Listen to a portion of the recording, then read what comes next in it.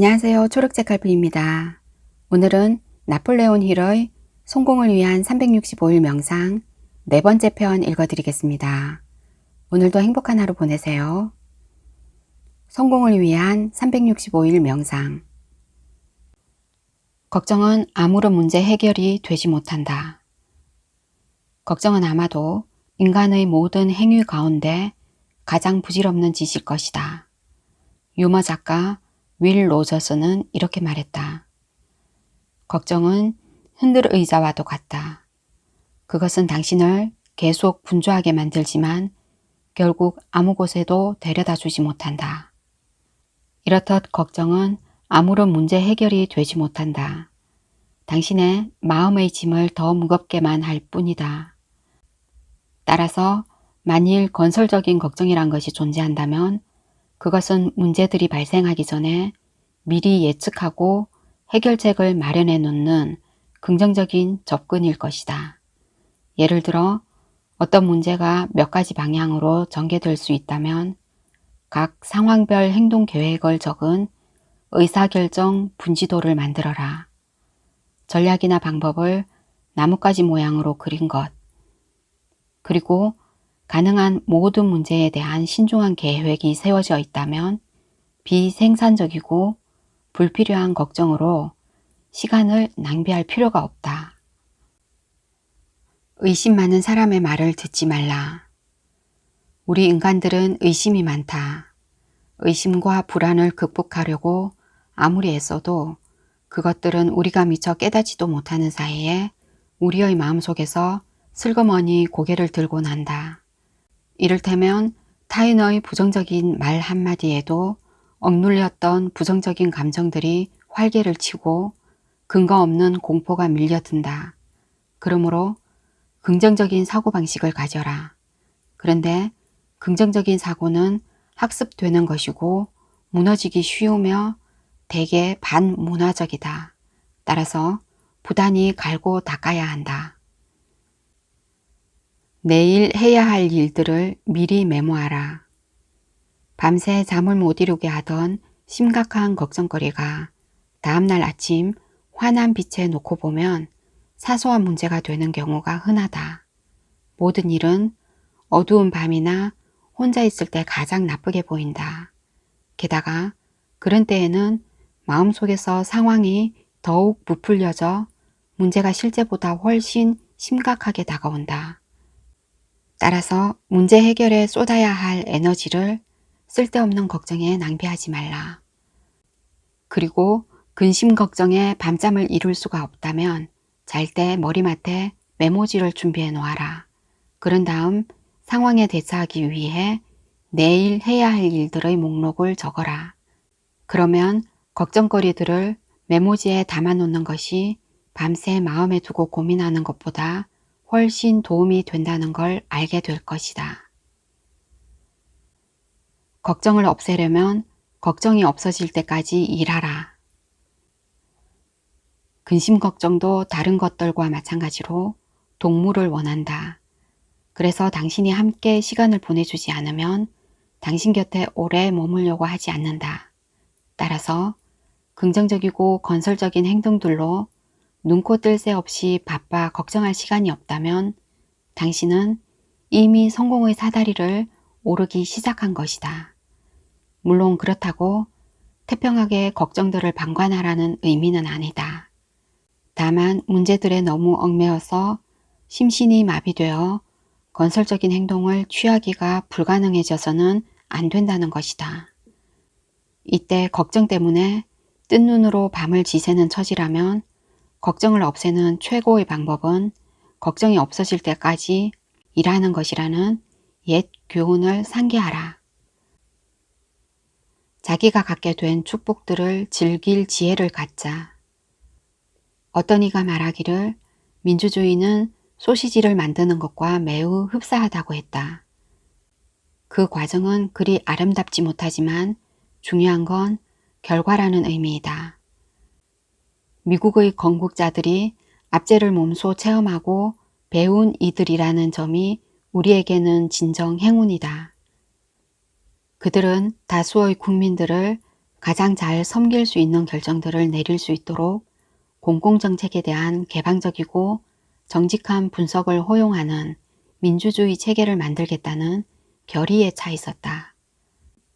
그 후 그들 덕분에 우리는 전 세계 다른 국가들이 모방하기 위해 애쓰는 민주주의와 자유시장 경제의 본보기가 되는 축복을 받았다. 따라서 나에게 꼭 한 가지 소원만을 빌라면 민주시민으로서 내가 갖게 된 많은 축복들을 즐길 수 있도록 더 많은 지혜를 달라고 빌 것이다. 믿음은 가장 소중한 선물이다. 기독교에서는 믿음을 선물이라고 부르며 마음의 준비가 된 사람들에게 하나님이 주는 선물이라고 생각한다. 따라서 당신이 믿음의 존재를 받아들인다면 당신은 그 혜택을 보기 시작할 것이다.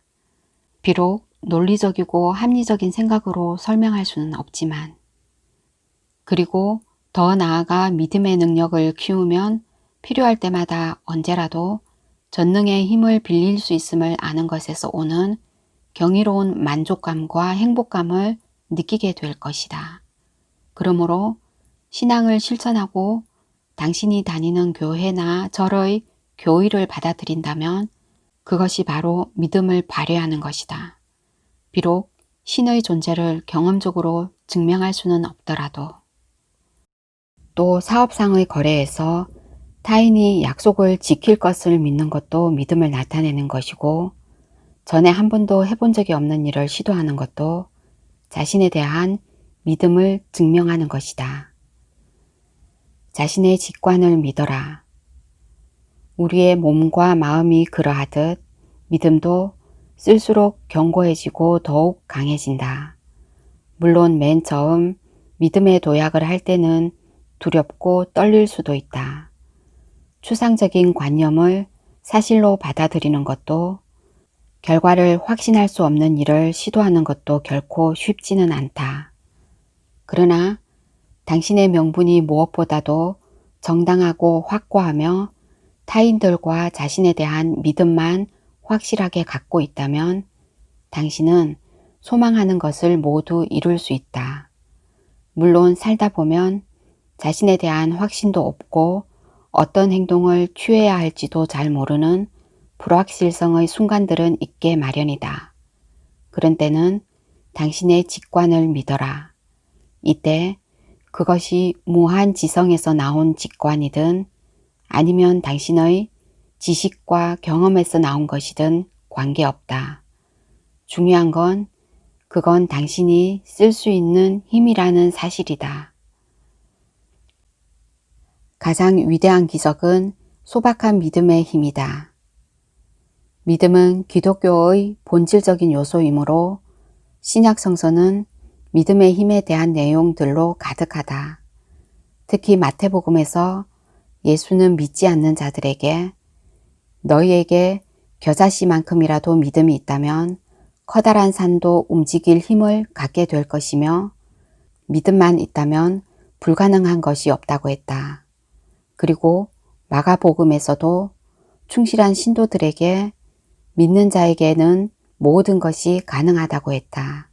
이처럼 성경의 가르침에서 믿음은 희망하는 것들의 실체요, 보이지 않는 것들의 증거이다.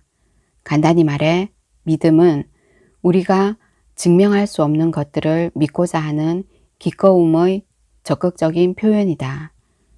그리고 그것은 진정 기적이다. 긍정적인 생각으로 두려움을 없애라. 성공의 가장 무서운 적은 우유부단, 의심, 두려움이다.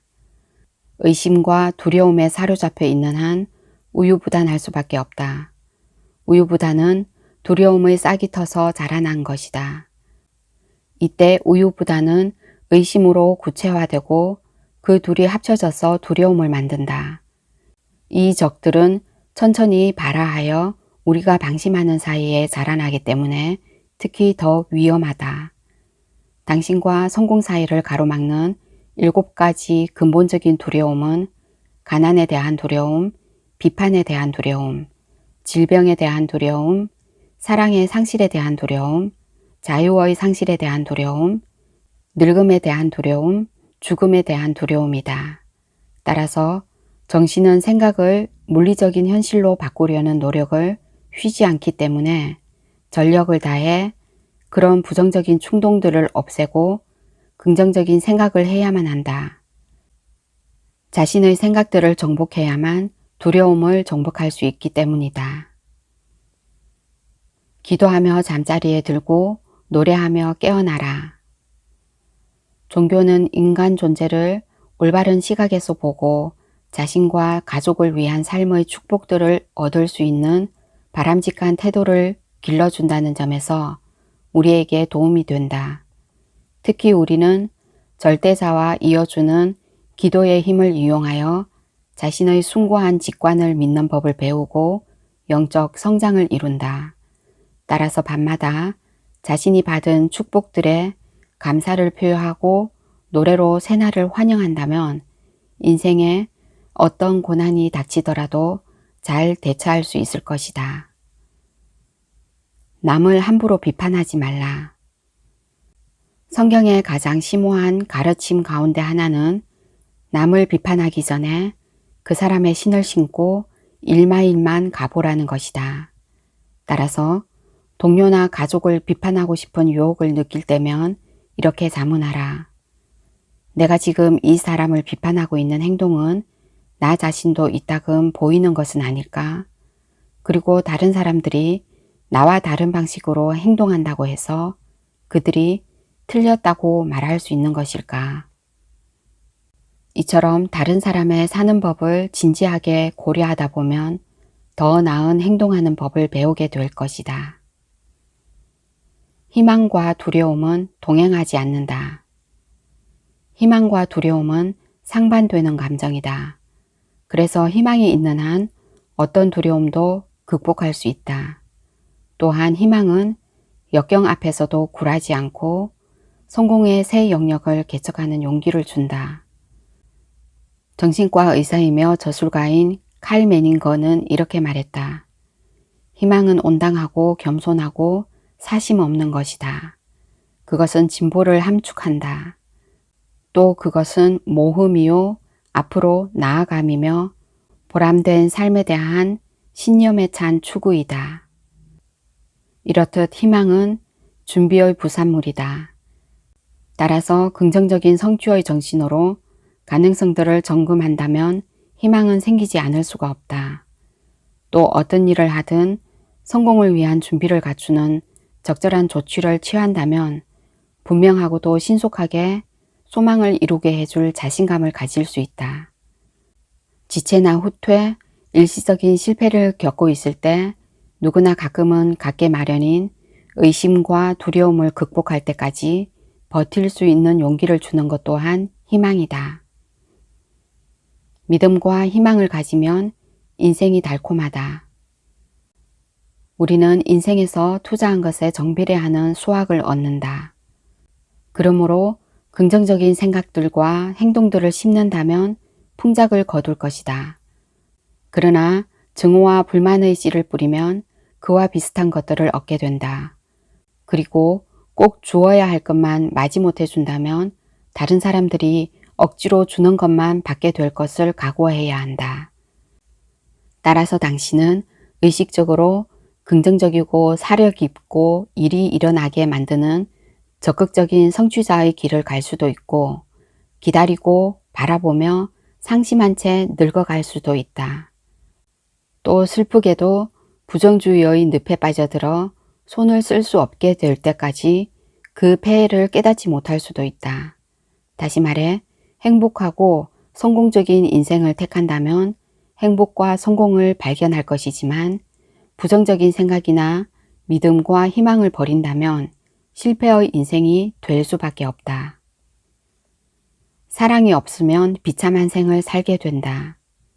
사랑은 인생의 커다란 불가사의 가운데 하나이다.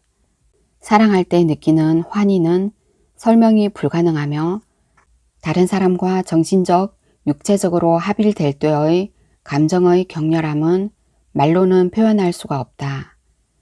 자신의 아기를 맨 처음 안았을 때 느끼는 형언할 수 없는 감정을 어떻게 표현할 수 있겠는가? 사랑은 바로 그런 것이다. 우정과 마찬가지로 진정한 사랑도 먼저 기꺼이 주지 않으면 받을 수 없다. 사랑에는 언제나 모험이 따른다. 다른 사람에게 사랑의 손길을 내밀 때 우리는 그 사랑이 받아들여지고 같은 정도로 돌아오기를 희망한다. 그러나 먼저 기꺼이 자신을 내주지 않는다면 절대적이고 아낌없고 이해심 깊은 사랑을 받는 기쁨을 맛볼 수 없다. 따라서 너무 많이 사랑하다 버림받으면 상심하게 될 수도 있겠지만 너무 사랑이 없으면 비참한 생을 살게 될 것이다.